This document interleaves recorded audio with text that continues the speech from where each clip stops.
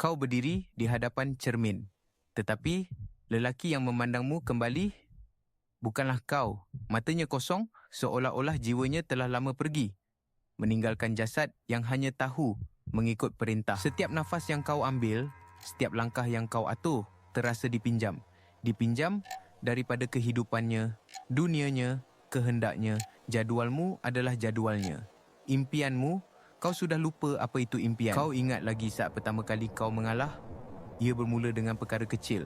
Lupakan saja malam ini dengan kawan-kawan, katanya dengan suara manja. Dan kau, demi senyumannya, menurut. Kemudian, ia menjadi lebih besar. Hobi yang kau cintai, projek yang membakar semangatmu. Satu persatu, kau letakkannya di atas altar pengorbanan demi sesuatu yang kau panggil cinta. Dia tidak pernah memaksa dengan ugutan. Oh, tidak. Senjatanya jauh lebih halus. Rasa bersalah, kekecewaan yang tidak diluahkan, harapan yang diletakkan di bahumu seperti jubah baldu yang berat. Kau menjadi arkitek kepada penjara indahmu sendiri. Setiap batu bata adalah kompromi. Setiap jeriji besi adalah demi kita. Dan kau, dengan rela hati, menyerahkan kuncinya. Ini bukan cerita tentang wanita jahat. Ini adalah cerita tentang lelaki yang hilang. Hilang di dalam kabus tebal, keinginan untuk diterima, untuk dicintai, sehingga sanggup memadamkan diri sendiri. Psikologi memanggilnya enmeshment atau pertautan, di mana sempadan antara aku dan dia menjadi kabur. Kau tidak tahu di mana dirimu bermula dan di mana dia berakhir. Kalian menjadi satu entiti, tetapi dengan satu pusat graviti, dia. Kau menjadi penyelamat, penyedia batu loncatan untuk impiannya. Peranan ini memberimu rasa tujuan. Ia adalah dadah yang paling memabukkan. Rasa diperlukan. Tetapi setiap kali kau membantunya naik, kau tenggelam sedikit lebih dalam. Inilah kebenarannya. Kau tidak jatuh cinta padanya. Kau jatuh cinta pada imej dirimu di matanya. Imej seorang wira yang sanggup berkorban. Dan untuk mengekalkan ilusi itu, kau sanggup membakar dunia milikmu. Mari kita namakannya Leo. Seorang pelukis dengan api di dalam jiwanya. Kanvasnya adalah alam semesta dan berusnya adalah bintang. Dunianya penuh dengan warna, walaupun hidup dalam hitam dan putih. Kemudian datang Elara. Dia seperti bulan, cantik dan tenang. Dia mengagumi apinya, tetapi dari jauh. Kerana api, seperti yang kita tahu, boleh membakar. Lukisan ini tidak akan membayar bil. Sayang, bisiknya. Kau perlukan sesuatu yang stabil, sesuatu yang pasti untuk kita. Perkataan kita itu bergema di dalam studionya, memadamkan semua warna. Maka, Leo menyimpan berusnya, dia memakai sut yang terasa asing di kulitnya, dia memasuki dunia. Dia mendapat kestabilan, dia mendapat rumah yang cantik, dia mendapat persetujuan Elara. Tetapi, dia kehilangan Leo. Pelukis itu mati, dan yang tinggal hanyalah seorang lelaki yang membayar bil. Satu malam, dia terjumpa studionya yang lama. Kini menjadi store. Di bawah helaian kain putih, kanvas terakhirnya yang tidak siap menunggunya. Ia adalah potret Elara, tetapi matanya kosong. Pada saat itu, dia sedar. Dia tidak pernah melukis Elara. Dia telah melukis kekosongan di dalam dirinya sendiri. Kekosongan yang dia cipta apabila dia memilih sangkar berbanding sayap. Maka, perubahan itu bermula. Ia bukan letusan gunung berapi. Ia adalah gempa bumi yang senyap, jauh di dalam kerak jiwanya. Malam itu, dia tidak tidur. Dia mengambil arang dan mula melukis. Keesokan harinya, dia memberitahu Elara. Bukan dengan kemarahan, tetapi dengan ketenangan yang menakutkan. Aku akan mula melukis semula. Aku akan meninggalkan kerja ini. Dan inilah saat kebenaran, saat di mana kau akhirnya meletakkan matlamatmu, jiwamu di hadapannya. Dunia tidak berakhir, tiada jeritan, yang ada hanyalah kebingungan. Tetapi, bagaimana dengan kita?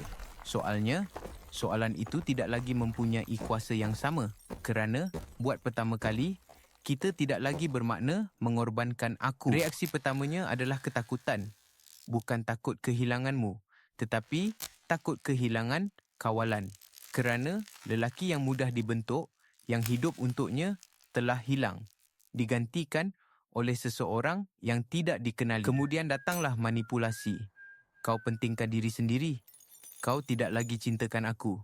Kau hancurkan masa depan kita. Ini adalah ujian terakhir. Ribut sebelum ketenangan. Ramai lelaki tewas di sini. Rasa bersalah adalah musuh yang paling licik.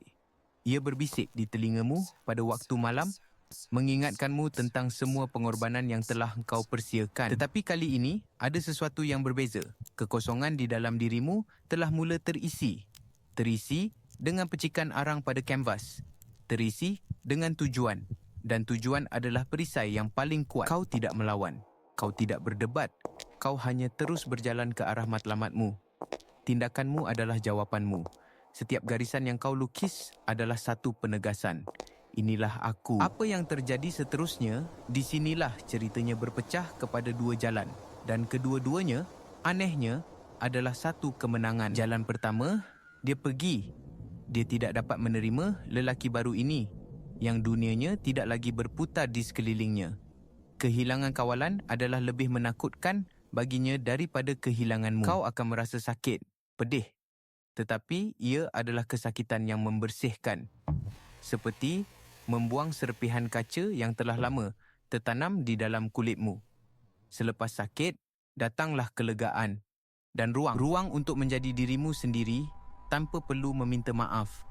Ruang untuk gagal, untuk belajar, untuk mencipta alam semesta milikmu sendiri. Kau telah kehilangan seorang pasangan, tetapi kau telah menemui semula dirimu. Jalan kedua, dia tinggal. Ini adalah jalan yang lebih sukar dan lebih jarang berlaku. Setelah kemarahan dan ketakutannya reda, dia mula melihatmu. Benar-benar melihatmu buat pertama kali. Dia melihat api yang pernah menariknya kepadamu dahulu. Bukan lagi sebagai ancaman, tetapi sebagai sumber keindahan. Dia sedar dia tidak jatuh cinta pada seorang penyedia, tetapi pada seorang artis. Perhubungan kalian tidak kembali seperti dahulu. Ia tidak boleh. Ia berubah menjadi sesuatu yang baru. Sebuah perkongsian antara dua individu yang utuh dengan dua pusat graviti yang berbeza, memilih untuk berjalan seiring. Dia mula mencari apinya sendiri. Tujuanmu memberi inspirasi kepadanya untuk menemui tujuannya. Ini adalah cinta yang matang, bukan pemilikan, tetapi pembebasan. Jadi, apa yang sebenarnya berlaku apabila engkau meletakkan matlamatmu di hadapan seorang wanita? Kau memaksa satu kebenaran untuk timbul. Kau menguji asas perhubunganmu. Adakah ia dibina di atas kawalan dan kebergantungan, atau di atas rasa hormat dan kebebasan? Ini bukan soal keegoisan. Ini soal kelangsungan hidup rohani. Seorang lelaki tanpa tujuan adalah sebuah kapal tanpa kemudi, terumbang-ambing di lautan kehendak orang lain. Dia mungkin berguna, tetapi dia tidak hidup. Wanita yang benar-benar bernilai tidak mahu sebuah kapal tanpa kemudi.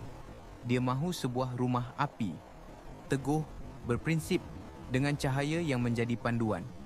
Dia boleh berlayar dengan selamat di perairanmu, mengetahui kau tidak akan goyah. Meletakkan matlamatmu dahulu bukanlah satu tindakan menolaknya. Ia adalah satu tindakan menghormati dirimu sendiri. Ia adalah pengisytiharan bahawa engkau adalah seorang individu yang lengkap, bukan separuh yang mencari pelengkap. Paradoksnya ialah, apabila kau berhenti takut kehilangannya, kau menjadi seseorang yang dia takut akan kehilangan. Keyakinanmu, didorong oleh tujuan, adalah afrodisiak yang paling kuat. Jadi, lihatlah dirimu di cermin itu sekali lagi. Lelaki yang memandangmu kembali. Adakah dia kapten kapalnya sendiri? Atau sekadar penumpang dalam pelayaran orang lain? Jawapannya akan menentukan segalanya.